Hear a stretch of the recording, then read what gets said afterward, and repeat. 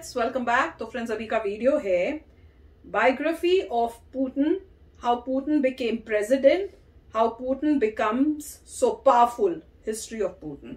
तो चलो देखते हैं, वीडियो शुरू करते हैं। वीडियो शुरू करने से पहले अगर आप चैनल पर नए हो और आपने अभी तक सब्सक्राइब नहीं किया है तो जल्दी से पहले सब्सक्राइब के बटन और बेल आइकन को क्लिक कर लो ताकि आपको हमारे सारे न्यू वीडियोस के नोटिफिकेशन मिल जाएं जैसे हम अपलोड करें। अगर आपको वीडियो पसंद आता है प्लीज लाइक एंड शेयर। चलिए शुरू करते हैं। जय हिंद। देखिए 1952 में जन्मे व्लादिमीर पुतिन की पूरी जीवन को समझते हैं कि वो कैसे इतने शक्तिशाली हो गए और किस तरह से जिस व्यक्ति को कोई नहीं जानता था वो रूस के जैसे विशाल देश पर इतने लंबे समय तक राष्ट्रपति रह गया। देखिए व्लादिमीर पुतिन का जन्म 1952 में एक बहुत ही नॉर्मल फैमिली में हुआ था। इनके पिता सोवियत संघ में एक नेवी में अपनी सेवा देते थे। उस समय नियम था कि हर परिवार के लोगों को सेना में सर्व करना है, जैसे आज इजराइल में है वहां पर। तो ये नेवी में सर्व करते थे और इनकी माँ एक छोटी सी फैक्ट्री में वर्कर थी। इनका जीवन बहुत ही साधारण परिवार में बीता। ये पढ़ने में उस समय एक साधारण विद्यार्थी थे। उससे आगे अगर इनकी जर्नी को देखते हैं तो 1975 में ये रूस की खुफिया एजेंसी केजीबी को ज्वाइन करते हैं और 1975 में एक सीक्रेट ऑफिसर बनते हैं। इन्हें कई अलग अलग देशों में भेजा गया देश की सेवा करने के लिए, जहां पे इन्होंने बखूबी अपना रोल निभाया। इनकी जीवन में सबसे बड़ा बदलाव कब आया? जब 1989 में जर्मनी रूस के खिलाफ होने लगा। जर्मनी में पहले रूस का प्रभाव था, ये जर्मनी और रूस में आधे ही जर्मनी के बीच में एक दीवार चलाई गई थी जिसका नाम था बर्लिन की दीवार। इस साइड का हिस्सा रूस से प्रभावित था और इस साइड का हिस्सा अमेरिका से प्रभावित था। लेकिन जर्मनी में ये जो बर्लिन की दीवार थी ये तोड़ दी गई और पूरा का पूरा जर्मनी जो था वो अब अमेरिका के प्रभाव में जाने लगा था। इस घटना को वहां पे खड़े, वहीं पे ये अंडर कवर एजेंट थे व्लादिमीर पुतिन। उस समय केजीबी के तहत वो देखते रह गए और देखते देखते ये बर्लिन की दीवार तोड़ दी गई और जिस जर्मनी के आधे हिस्से पर रूस का प्रभाव था, यानी उस समय के यूएसएसआर अर्थात सोवियत संघ का प्रभाव था, वो अब प्रभाव खत्म हो गया और धीरे धीरे आगे और घटनाएं खराब होती गई। रूस की जो उस समय का नेतृत्व था रूस को संभाल नहीं पाया और एक के बाद रूस में क्रांति बढ़ने लगी। और रूस जो था उस समय सोवियत संघ हुआ करता था, पूरा नाम USSR, union of Soviet socialist Republic. इसमें 15 देश होते थे या 15 देश 1991 यानी 1991 में बिखर गए। इसमें से कौन कौन से देश बिखरे? Estonia, Latvia, Lithuania, Ukraine, Moldova, Belarus, Georgia, Armenia, Azerbaijan, Kazakhstan, Kyrgyzstan, Tajikistan, Turkmenistan, Uzbekistan. नक्शा की क्लास में आप सब लोग को जब बर्लिन टूटा था मेरे ख्याल से न्यूज में हमने देखा था, तो ये तो आप सब लोग को पता ही। तो टोटल यूएसएसआर 15 भागों में टूट गया, जिसमें सबसे बड़ा भाग जो निकला था वो था रूस। जबकि इसके जितने जो छोटे छोटे देश थे ऐसे 15 देश टूट गए, जिसमें यूक्रेन भी रूस से ही टूटा था 1991 के दशक के समय। उस समय जो रूस के राष्ट्रपति थे मिखाइल गोर्बाचोव सबसे लोल राष्ट्रपति रहा था पूरे रूस का। इसने 1989 में अफगानिस्तान में सेना भेजा तालिबान को कंट्रोल करने के लिए, वहीं तालिबान उदय हुआ और फिर वहां से भागना पड़ा। ये उसको भी नहीं कंट्रोल कर पाए।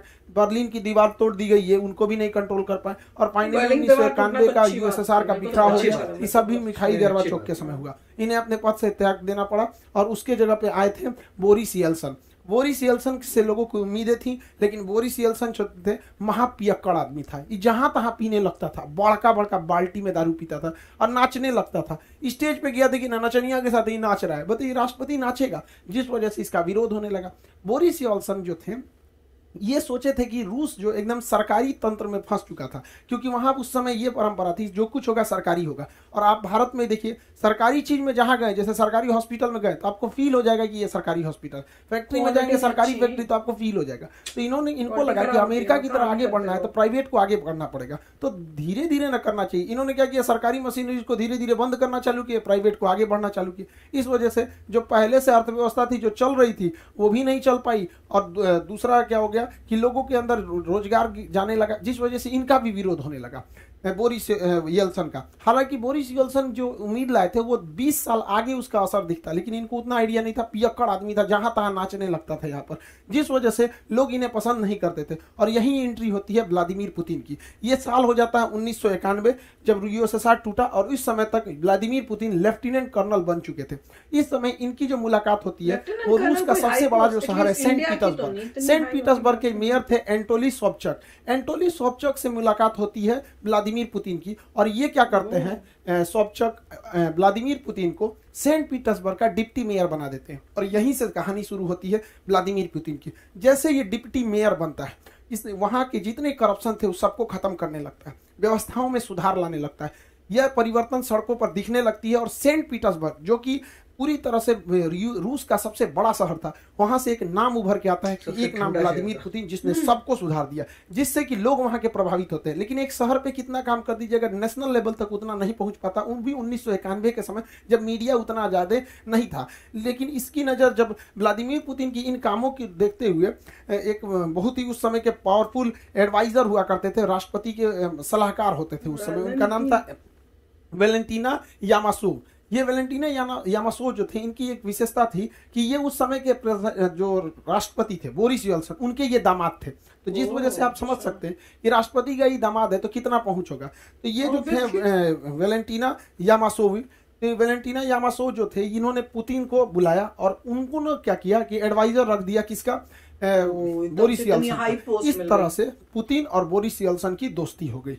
ये एक सलाहकार के तौर पर इनके पास आए और बोरिस येल्सिन इन पे बहुत भरोसा करते थे और राष्ट्रपति बोरिस येल्सिन पुतिन को हमेशा साथ रखते थे। और धीरे धीरे ये नेशनल लेवल तक ये चेहरा उभरते गया कि करप्शन को खत्म करना, कभी बोल्ड स्टेप्स लेना। इस वजह से पुतिन का कद धीरे धीरे बढ़ता गया, बड़ी बड़ी जिम्मेदारियां बोरिस येल्सिन पुतिन को देने लगे, जनता में पुतिन लोकप्रिय होने लगा। और इसी दौरान बोरिस येल्सिन अपने शराबीपन की वजह से, जहां तहां नाच देने की वजह से अपनी गरिमा को खोते जा रहे थे, जिसे भरपाई करने के लिए 1999 में इधर भारत में कारगिल की लड़ाई चल रही थी और उस समय 1999 में रूस का प्रधानमंत्री बनाया गया व्लादिमीर पुतिन को।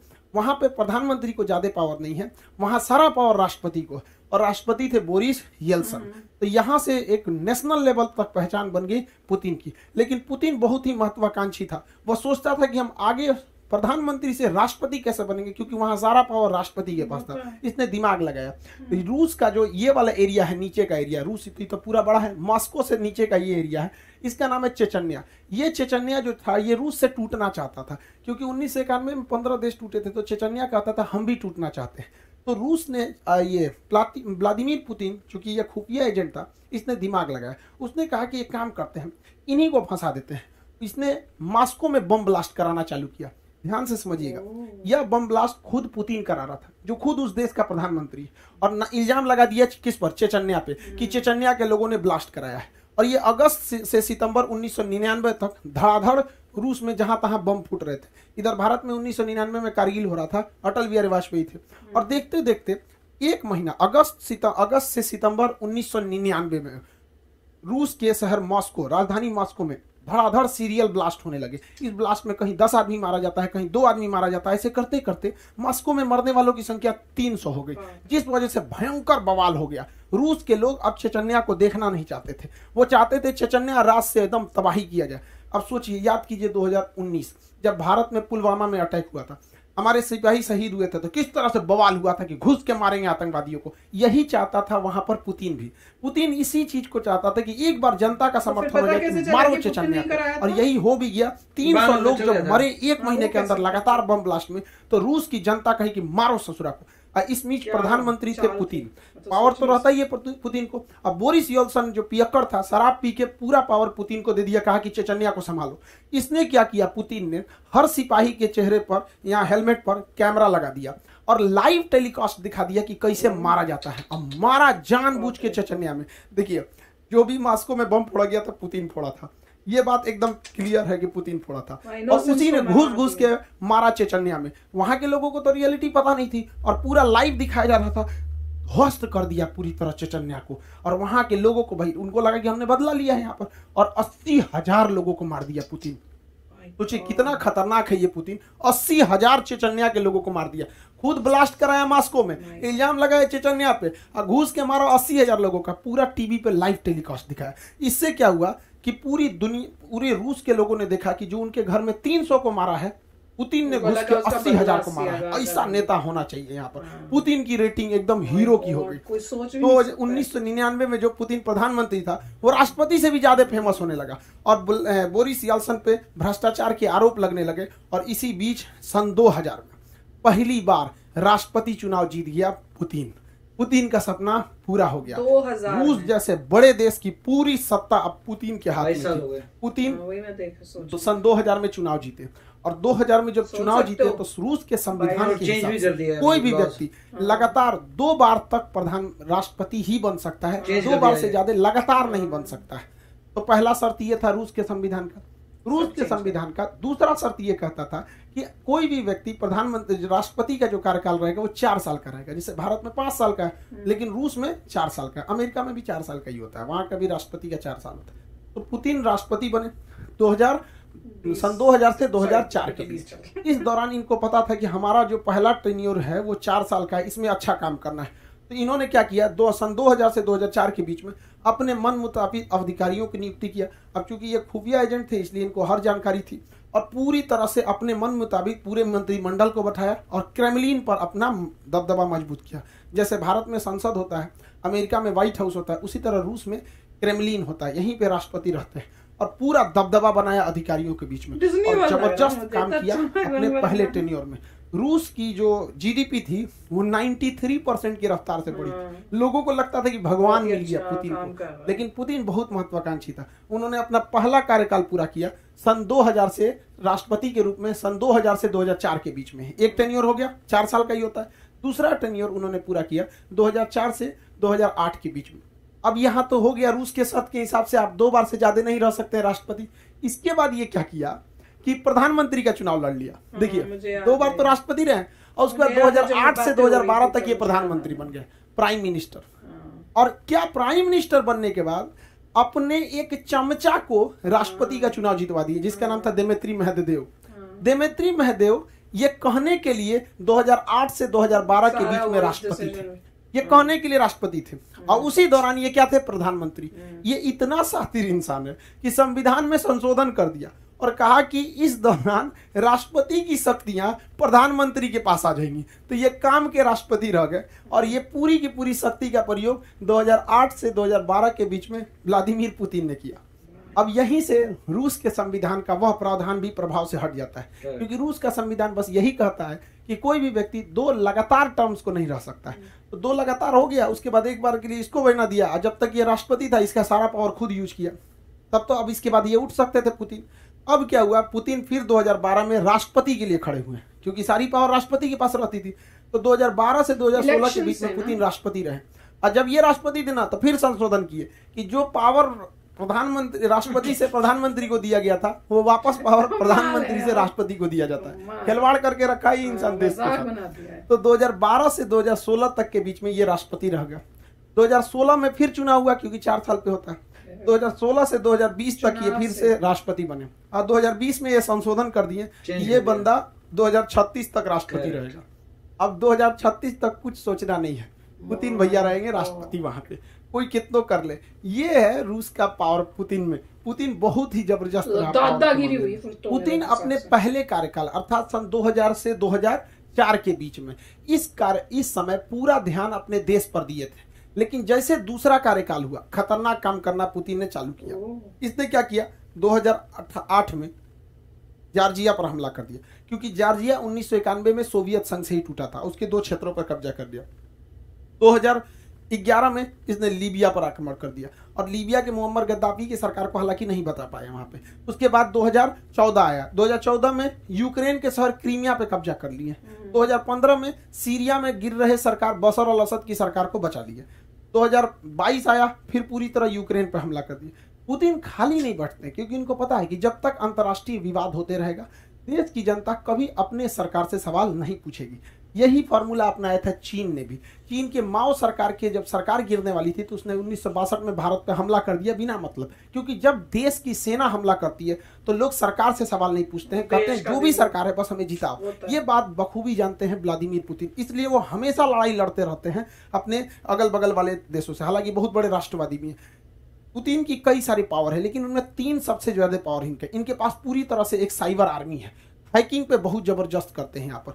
इतना बड़ा हैकिंग आर्मी है इनके पास कि कहा जाता है कि जो डोनाल्ड ट्रंप को जिताने में भी इसी भाई का योगदान था। इतनी बड़ी इसकी हैकिंग आर्मी है, साइबर पूरी तरह आर्मी रखा हुआ है। इनके विरोधियों कब गायब हो जाते हैं, कब मारा जाते हैं, किसी को पता नहीं। इनके विरोधी के ऊपर कभी छापा पड़ जाएगा, कभी पुलिस उठा ले जाएगी, कभी इनकाउंटर हो जाएगा, कभी मारा जाएंगे, कोई इनका विरोध नहीं कर सकता है। और पूरी मीडिया पुतिन की गुलाम है।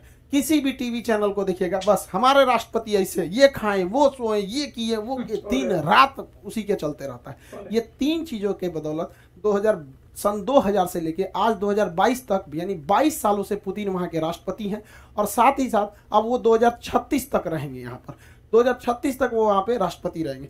पुतिन की लाइफ स्टाइल गजब है। मतलब कभी ये घुड़सवारी करने लगते हैं, तो कभी मछली पकड़ने लगते हैं, कभी भालू पे चढ़ के घूमते हैं, तो कभी तैराकी हो जाती है इनके अंदर। ये सबमरीन में भी अंदर चले जाते हैं, क्योंकि ये केजीबी के सदस्य थे तो इन्हें हर चीज पता होती है। इनके पूरी लग्जरियस फ्लीट है जहाजों की, जाते हैं तो फुल सिक्योरिटी के साथ जाते हैं। और ये केवीजी के सदस्य थे, खुफिया जानकार थे, तो फाइटर प्लेन भी चला लेते हैं। हर तरह के जहाज ये बंदा उड़ा लेता है, हर तरह का जहाज व्लादिमीर पुतिन वहां पे। इनके पास बहुत ही महंगी याट है, कहा जाता है कि ये इलॉन मस्क से भी अमीर है।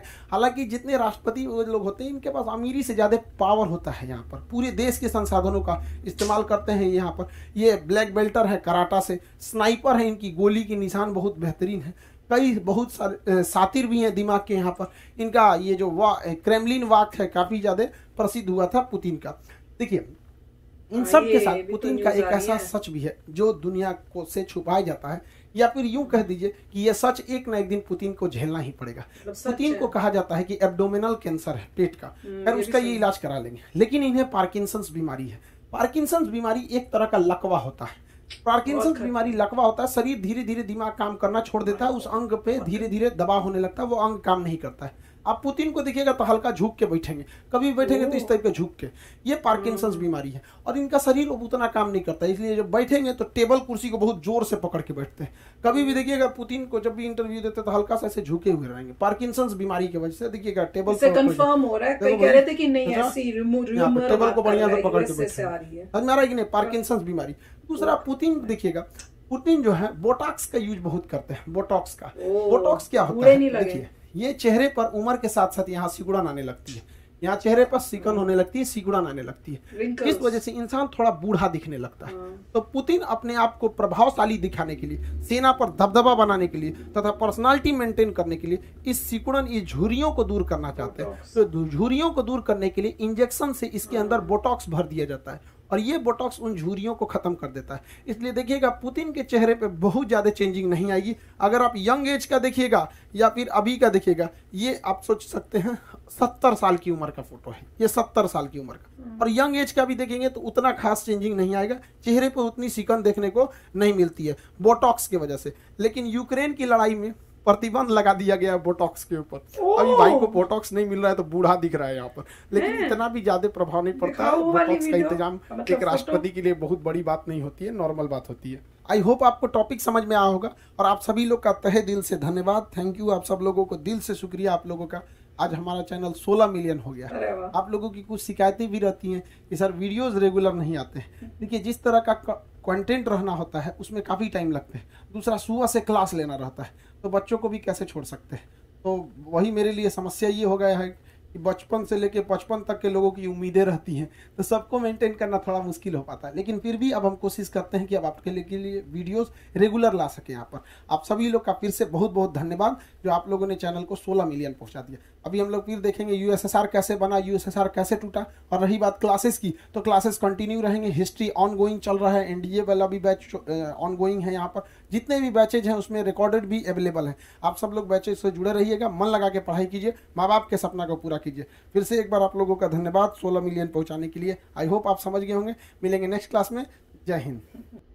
तो फ्रेंड्स बहुत ही अच्छा वीडियो था, और कई चीजें मुझे पता है सुनते सुनते याद आ रही थी कि बचपन में न्यूज में सुना था, या जब पापा न्यूज सुनते थे तो जब बात कर रहे होते किसी और से इस टॉपिक पे, तो हम भी अगर वहां आसपास होते थे तो कुछ कुछ सुन लेते थे, खेलते खेलते ही सुनने में आ जाता था। तो वो सब मुझे ध्यान में आ रहा था कि कारगिल के टाइम में ऐसी न्यूज भी आई थी, रशिया की भी न्यूज आ रही थी, क्योंकि उसमें मुझे याद कुछ कुछ ऐसे आ रहा है कि तब मेरे दिमाग में चल रहा था कि हो क्या रहा है इस दुनिया में। मुझे थोड़ा थोड़ा ध्यान में आ रहा था जब ये बता रहे थे, तो काफी इंटरेस्टिंग है। और देख लो भाई, इसका मतलब जो बता रहे हैं कि पार्किंसन, जब हमने वीडियो की थी एक, तो कई कमेंट्स आए थे कि भाई नहीं ये ऐसी कोई चाल चली जा रही है पुतिन के अगेंस्ट, बिकॉज यूक्रेन का वॉर चल रहा है या कुछ। पर जैसे बता रहे हैं तो इसका मतलब ट्रू फैक्ट्स हैं, और ये यूएसए से कह रहे हैं कि न्यूज आई है, और कोई बड़ी बात नहीं है कि वो कोई इनसाइड इंफॉर्मेशन भी हो। और इतने एक्सपर्ट्स होते हैं, जैसे ये बता रहे हैं कि टेबल को पकड़ना, किस तरह चलना, वो चाल को स्टडी करके वो सबसे पता चल ही जाता है। तो और बोटॉक्स के बारे में मुझे नहीं पता था, और वो काफी मेरे को लगा कि बच्चा बोटॉक्स भी बैन हो गया यूक्रेन की वजह से, पर उनके पास तो पहुंच इतनी होगी, इलीगली आ ही जाता होगा जहां तक मुझे लगता है। पर what an interesting story of a man कि कहां से कहां पहुंच गया। राइट, इसमें कोई मेरे को पता नहीं, मतलब कितने लोग, आप बताइए आप में से कितने समझते हैं कि बहुत बड़ी अकम्पलिशमेंट है, क्योंकि लाइफ में जो है अच्छा काम करना मोर इम्पोर्टेंट वही, इसलिए कैरेक्टर इंसान का ज्यादा इम्पोर्टेंट है, क्योंकि हर इंसान टेम्पररी है। तो आप ये नहीं कह सकते कि इंसान था, उसने बहुत सारे ऐसे उल्टे पुल्टे काम किए और अमीर बन गया और फिर मर गया। और तो क्या अचीव किया उसने? कुछ भी नहीं। मतलब अगर उसने कैरेक्टर को इम्प्रूव नहीं किया तो जब मरता है इंसान तो उसने क्या करा? मतलब पैसा कमाया बुरे काम करके। और आपका हिंदू फिलॉसफी के हिसाब से जब जन्म होगा तो और डिफिकल्ट सिचुएशन में जन्म होगा, क्योंकि आपने जो कुकर्मा लिया है उसको आपको पे बैक करना है। वो बहुत शॉकिंग था ना, जिसमें बोल दिया कि भैया बॉम्बिंग खुद ही करवा दी और कर दिया कि भी वहां वो हाँ, तो कैरेक्टर जो है, अगर मान लीजिए कोई बच्चा है, वो जाता है चीटिंग करता है और चीटिंग करके पास हो जाता है, फिर और चीट करता है, कहीं का लीडर बन जाता है, तो जब मरने का समय आएगा तो क्या बोलेगा कि मैंने जिंदगी भर कुकर्म किए है, मगर ये तो टेम्पररी था, ये तो सब चीजें बोगस छोड़ के जानी है, यही छोड़ के जानी थी, टेम्पररी था, तो फिर क्या गेन किया? इनोसेंट लोग। अगर तुमने अपना कैरेक्टर इंप्रूव कर लिया तो तुम भगवान की तरफ जा रहे हो, मगर तुमने कैरेक्टर खराब कर दिया तो तुम दूसरी डायरेक्शन में जा रहे हो। तुम्हारा जन्म होगा, फिर गंदी परिस्थिति में तुम्हारा जन्म होगा।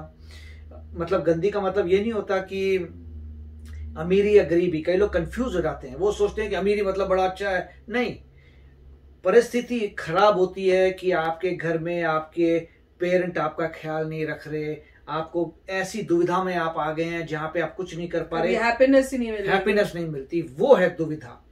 अमीरी गरीबी से कुछ नहीं लेना देना। जो बड़े महान से महान लोग हैं जो बड़े खुश हैं अपनी जिंदगी में, डजंट मैटर कि वो गरीब इंसान इतना खुश रहता है, और अमीरों को देखो जो कितने दुखी होते हैं। इसीलिए इसको लोग जो है, क्योंकि लोग मटेरियल की तरीके से देखते हैं, तो अगर उनको बोलो कि भाई तुम्हारा जन्म जो है बुरा होगा तो उसमें गरीबी से लेना देना नहीं है। ये डिफिकल्ट होगा, तुम्हारे अच्छे दोस्त नहीं होंगे, तुम्हारे अच्छे पेरेंट नहीं होंगे, कभी खुश नहीं होंगे, कहीं ना कहीं प्रॉब्लम आती रहेगी, वो दुविधा में पड़े रहोगे। मगर जो इंसान बिंदास है, मेहनत से काम करता है, अच्छे कार्य करता है, खुश है, पैसे का परवाह नहीं, क्योंकि अल्टीमेटली पैसा लेके जा नहीं सकता, मेहनत से काम करता है, कैरेक्टर बड़ा अच्छा है, जहां जाता है लोग बोलते हैं ये है भाई कैरेक्टर, इससे जैसे इंसान नहीं देखा, वो खुश रहता है वो इंसान, और वो आगे बढ़ रहा है। बिल्कुल अच्छा वीडियो था, मजा आया देखने में। तो चलो फ्रेंड्स, चलते हैं, मिलेंगे नेक्स्ट वीडियो में बहुत ही जल्द। Till then take care and bye bye. तो अगर आप मेरे इस चैनल पे नए हो तो जल्दी से सब्सक्राइब के बटन को हिट करो और बेल आइकन को क्लिक करो, ताकि आपको मेरा जब नया वीडियो मैं लगाऊं आपको उसके बारे में जल्दी से पता चल जाए।